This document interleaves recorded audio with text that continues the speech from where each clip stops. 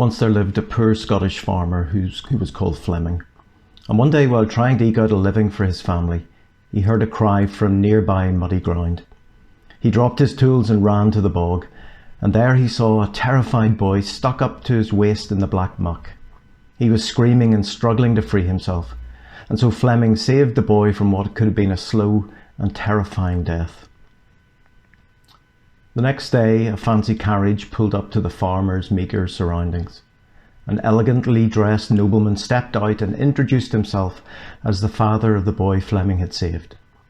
"I want to repay you," said the nobleman. "You saved my son's life."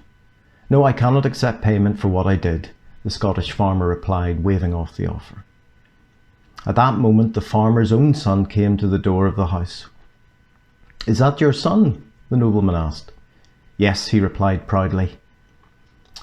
"I'll make you a deal," said the nobleman. "Let me take him and give him a good education. If the boy is anything like his father, he'll grow into a man you can be proud of."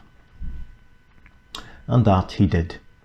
In time, Fleming's son graduated from St Mary's Hospital Medical School in London and went on to become the noted Sir Alexander Fleming, the discoverer of penicillin.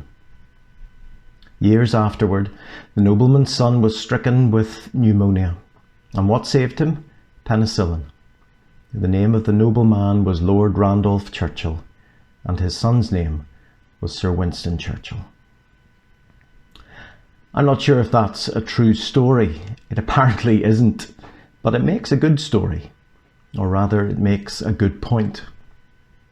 The point being that we don't know what the outcome of our actions will be, so do them anyway.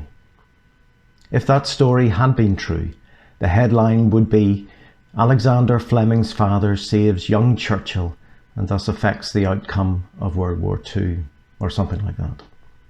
However, if it hadn't been Churchill, the headline would have been, "Alexander Fleming's father saves young boy," and it would have been still as worthy an act.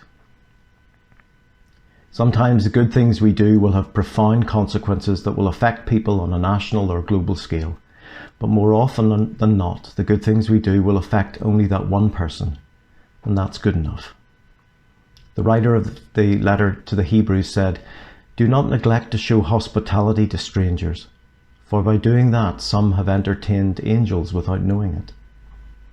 And whether we've entertained angels or simply Joe Blogs from the next street, showing kindness or hospitality to strangers is good in and of itself.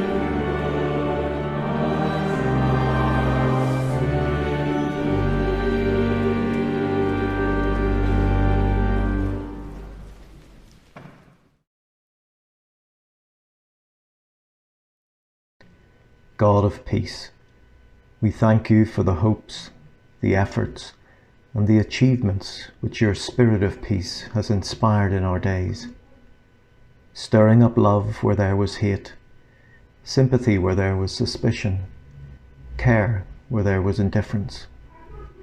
Open our minds and our hearts even more to the specific demands which love for others makes upon us, so that we may be more truly makers of peace.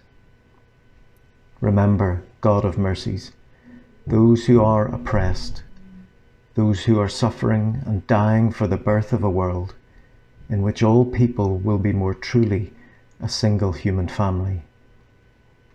May your kingdom come for all people of every race and language, your kingdom of justice, of peace, of love, and may all the earth be filled with your glory.